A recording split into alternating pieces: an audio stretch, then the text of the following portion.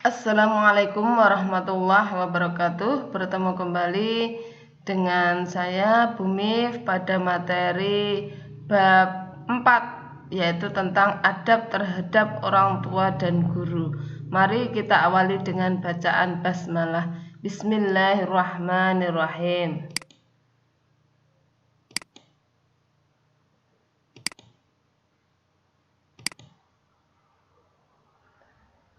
Adapun kompetensi dasar pada materi ini adalah yang pertama, menghayati adab yang baik terhadap orang tua dan guru.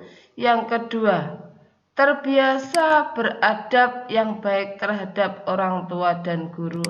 Yang ketiga adalah memahami adab kepada orang tua dan guru dan mensimulasikan adab terhadap orang tua dan guru.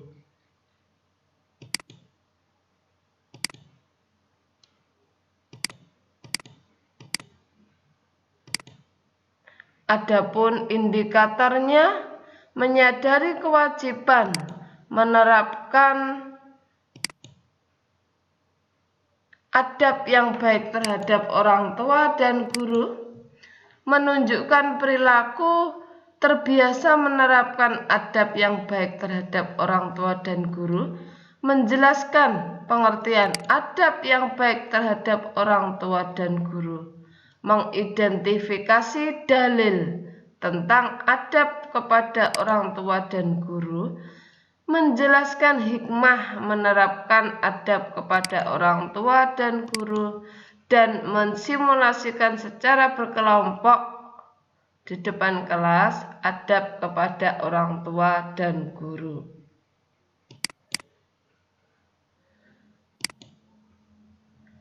Adab bergaul dengan orang tua. Nah, siapa yang disebut orang tua itu? Orang tua adalah orang yang melahirkan kita, orang yang mengasuh kita, mendidik kita mulai dari kecil hingga sekarang. Bisa jadi orang ayah ibu kita yang asli, bisa jadi siapapun yang telah mengasuh dan mendidik kita. Adapun adab adalah sopan santun, tata krama, bagaimana bergaul dengan orang tua. Ini yang pertama, mencintai dan sayang kepada orang tua. Nah, mengapa kita harus mencintai dan sayang kepada kedua orang tua? Karena kedua orang tua memiliki jasa yang besar pada kita. Yang kedua, karena mereka telah mengerahkan segala pikiran dan tenaga untuk menyenangkan kita, sehingga sekalipun kita telah mengerahkan segala kemampuan yang banyak untuk berbakti kepada kita, berbakti kepada orang tua, tetapi itu belum mampu membalasnya. Adapun yang kedua, mencintai keduanya. Seorang muslim hendaknya mentaati perintah kedua orang tuanya, kecuali apabila kedua orang tua menyuruh untuk berbuat maksiat kepada kita.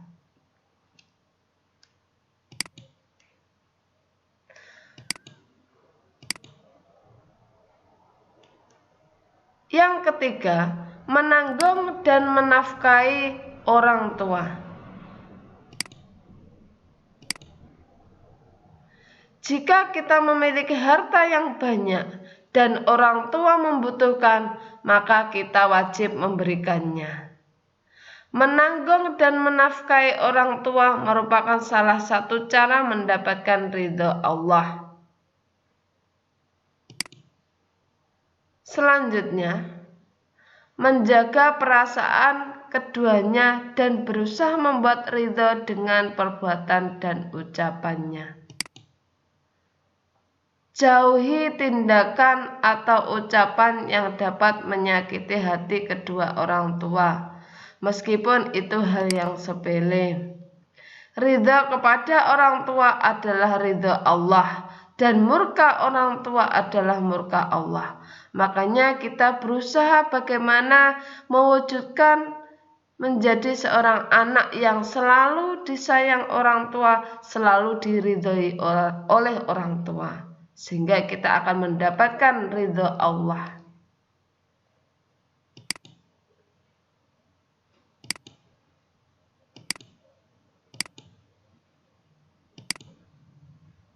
Tidak memanggil orang tua dengan namanya.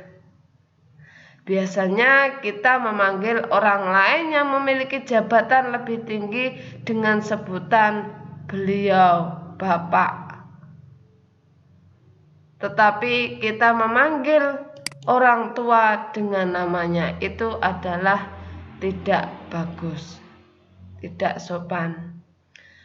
Begitu pula pada kedua orang tua yang kita muliakan, kita harus memanggilnya dengan sopan dan tidak langsung menyebut namanya. Misalnya namanya Ahmad.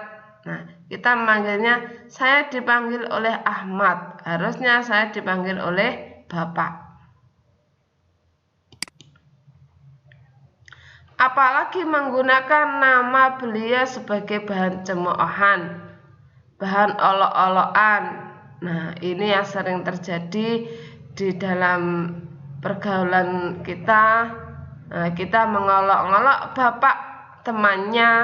Nah, itu merupakan salah satu bentuk tidak sopan kepada orang tua. Meskipun itu yang diolok-olok orang tua dari temannya, itu berarti kita mengolok-olok orang tua diri kita sendiri. Ya, itu makanya jangan mengolok-olok bapaknya. Misalnya bapak temannya menjadi seorang sopir. Nah, ini diolok-olok. Nah, ini kalau kita mengolok-olok ayah orang lain berarti sama dengan mengolok-olok ayah kita.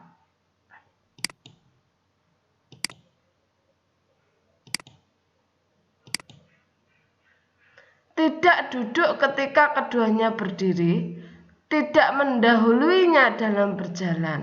Nah, bukan adab yang baik ketika orang tua berdiri sedangkan kita duduk dan kita berjalan mendahului mereka.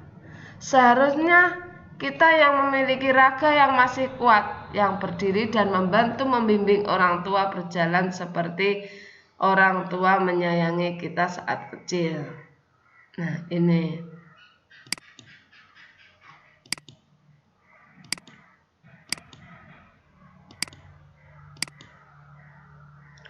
tidak mengutamakan istri dan anak daripada kedua orang tua.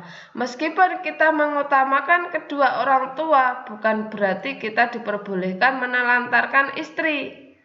Banyak orang yang sudah berkeluarga sering melupakan orang tuanya. Nah, ini terjadi pada zaman sahabatnya Rasulullah Alqamah.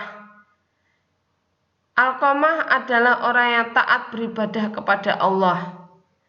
Dia sebenarnya sayang pada kedua orang tuanya, sayang pada ibunya. Tetapi karena dia lebih mementingkan istrinya, maka sehingga ibunya menjadi sakit hati dan terlantar. Akhirnya Allah memberikan azab ketika sakaratul maut, dia sulit untuk mati. Akhirnya setelah mendapatkan ridho dari orang tuanya, ridho dari ibunya, nah akhirnya dia bisa meninggal dengan keadaan husnul khotimah. Makanya kita jangan menelantarkan orang tua hanya karena mengutamakan istri atau anak. Mereka hanya mementingkan urusan rumah tangganya dan lupa merawat kedua orang tuanya. Apalagi seorang laki-laki, ini kewajibannya dia harus mengurus ayah ibunya dan juga mengurus keluarganya termasuk istri dan anaknya. Nah, ini kewajiban. Harus memberi nafkah orang tua dan harus memberi nafkah keluarga. Itu bagi seorang anak laki-laki itu adalah wajib. Ya, ini. Adapun bagi seorang perempuan, istri hanya kewajiban kepada suaminya dan anak-anaknya.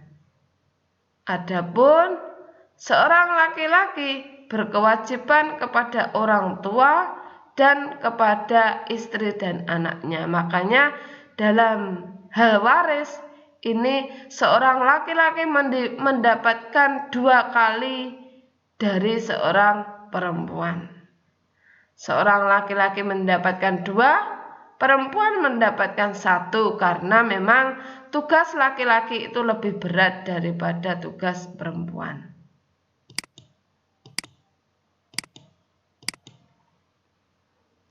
Mendoakan keduanya baik mereka masih hidup atau sudah wafat. Mendoakan kedua orang tua merupakan akhlak para nabi, sehingga begitulah seharusnya seorang muslim. Bahkan Rasulullah bersabda, apabila anak Adam meninggal, maka putuslah amalnya selain 3 perkara: sedekah jariyah, ilmu yang bermanfaat, dan doa anak yang soleh. Nah, ini.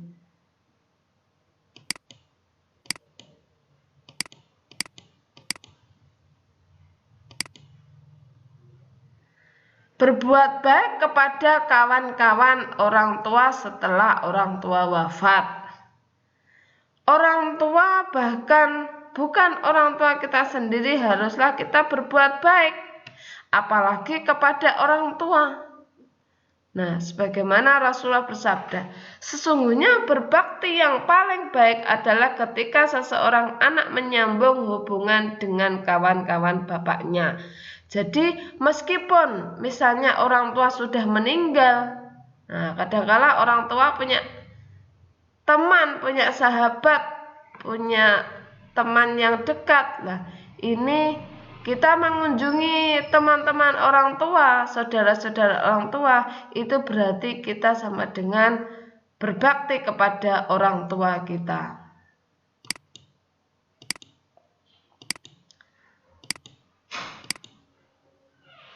Tidak mencaci maki kedua orang tua. Sebagaimana Rasulullah bersabda, termasuk dosa besar adalah seseorang mencaci maki orang tuanya, mengolok-olok orang tuanya. Ini berarti kita termasuk tidak punya adab terhadap orang tua. Janganlah mencaci, membantah orang tua walaupun mereka sudah tua. Apalagi orang tualah yang mengajari kita bicara. Jadi kita nggak boleh mencaci maki orang tua, mengolok-olok orang tua meskipun beliau sudah keadaan tua, sudah tidak punya kelebihan lagi, sudah tua renta, tetapi kita tidak boleh mengolok-olok, mencaci maki, menyakiti hati beliau.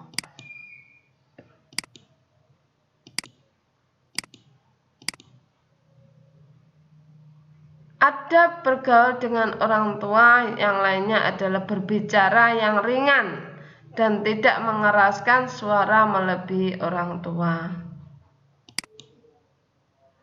Menjawab panggilan mereka dengan jawaban yang lunak, seperti jika kita disuruh oleh orang tua, maka kita harus mengatakan siap, iya, baiklah.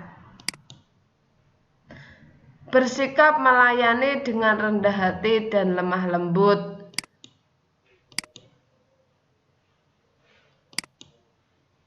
Tidak mengungkit-ungkit kebaikan yang telah kita berikan kepada orang tua. Nah, kita memberikan kepada orang tua ini wajib, karena orang tua sudah memberikan semuanya kepada kita sebagai anaknya. Jangan memandang orang tua dengan sinis atau muka cemberut.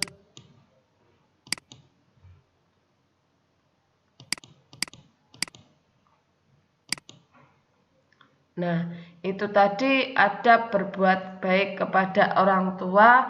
Semoga kita bisa menjadi anak yang soleh, solehah, yang bisa mendapatkan ridha Allah Subhanahu wa taala. Amin amin ya rabbal alamin.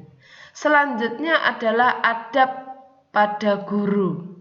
Siapa yang disebut guru itu? Guru adalah orang yang memberi ilmu kepada kita, orang yang mentransfer ilmu kepada kita. Baik itu guru di sekolah maupun guru di rumah atau guru ngaji, guru TPA, itu semuanya adalah guru. Siapapun yang memberikan ilmu kepada kita, itu adalah disebut guru.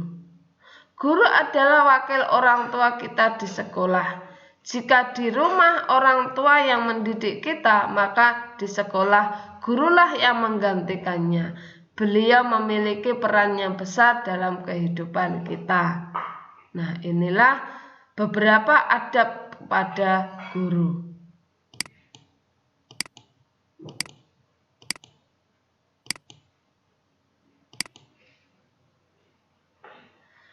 Menghormati dan menghargainya, tidak mencari-cari kelemahan dan kesalahannya. Setiap orang itu pasti punya kelebihan, pasti punya kelemahan. Kita pun juga seperti itu. Makanya jangan mencari-cari kesalahan orang lain, sedangkan kesalahan kita tidak terlihat, tidak kita rasakan. Tidak membicarakan dengan yang dia tidak senangi, membicarakan kejelekannya, bahkan membelanya ketika digibah oleh orang lain. Ketika guru kita dibicarakan kejelekannya di hadapan orang lain, kita membelanya. Kita membicarakan yang baik-baik dari guru kita. Yang keempat, mendoakannya mendoakannya supaya mendapatkan ampunan dan kesejahteraan, dan semoga diberi pahala atas ilmunya. Nah, ini salah satu bentuk adab. Ketika kita berdoa, ini berdoa untuk orang tua, berdoa untuk guru-guru kita, berdoa untuk pemimpin-pemimpin kita dan saudara-saudara kita. Insya Allah ketika kita berdoa, ini doa itu juga akan kembali kepada kita. Doa yang baik kembali kepada kita baik, adapun doa yang jelek nanti juga akan kembali kepada kita. Mengambil manfaat dari kebaikan sang guru dan tidak mencontoh jika ada perlakuan atau ucapannya khilaf dari guru. Saya katakan bahwa setiap orang itu pasti punya kelebihan, pasti punya kelemahan. Lihatlah kelebihannya, jangan dilihat kelemahannya atau kekurangannya.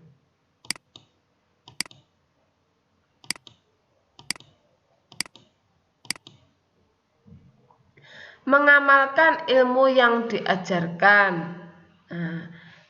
Ilmu tanpa amal bagaikan pohon tak berbuah. Jadi kalau ilmu tidak diamalkan, ini bagaikan pohon yang tidak berbuah, berarti tidak ada fungsinya atau fungsinya hanya sedikit sekali. Menjaga adab berbicara saat berbincang dengannya. Kalau orang Jawa bilang, kalau orang yang berbicara kepada yang lebih tua, kita dengan boso, dengan berbicara yang baik, boso kromo. Taat kepada guru kita pada semua perkara, kecuali perkara yang maksiat kepada Allah dan Rasul-Nya. Nah ini, ketika apapun yang diucapkan guru yang baik, yang mengarah pada taat kepada Allah, kita harus berusaha untuk taat kepada beliau. Tetapi sebaliknya, jika ada guru yang memerintahkan untuk berbuat maksiat, kita harus menolaknya dengan lemah lembut, tidak berbicara yang kasar. Begitu juga ketika kita kepada orang tua, Jika orang tua memerintah kepada kita, kita harus melaksanakan. Kecuali perkara yang maksiat kepada Allah, kita menolaknya tanpa menyakiti hatinya. Meminta izin kepada guru kita untuk bertanya atau pergi dari majelis. Memberi salam ketika berjumpa dan senantiasa hormat kepadanya. Contohnya ketika kita terlambat untuk masuk kelas, nah ini ketuk pintu, ucapkan salam, memohon kepada guru. Begitu juga ketika nanti setelah ada pembelajaran di kelas, ingin ke belakang misalnya, nah kita harus izin dulu, tidak menelonyor untuk keluar begitu saja. Memberi perhatian besar pada pengajarannya, duduk sopan, rendah hati, maka ilmu akan mudah masuk. Jadi ketika diterangkan, ini kita harus memperhatikan dengan penuh. Duduk dengan sopan, tidak berbicara ketika tidak diperintah, dan rendah hati, supaya ilmu kita bisa masuk atau manfaat. Demikian pertemuan kali ini, semoga bermanfaat. Kita akhiri dengan bacaan hamdalah. Alhamdulillahirabbil alamin. Assalamualaikum warahmatullahi wabarakatuh.